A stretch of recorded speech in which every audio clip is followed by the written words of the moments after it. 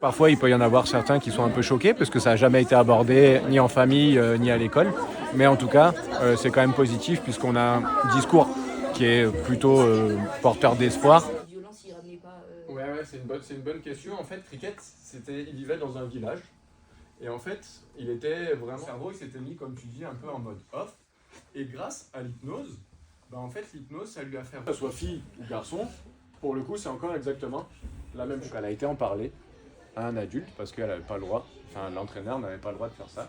Est-ce que vous savez comment ça s'appelle quand c'est quelqu'un qui cherche à voir les parties intimes des autres?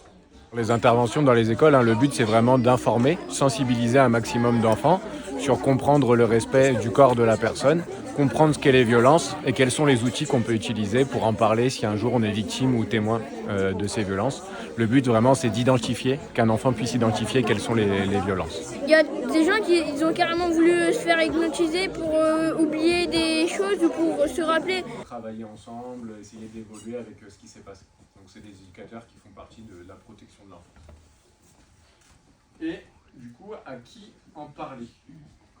Déjà, avant de dire à qui en parler,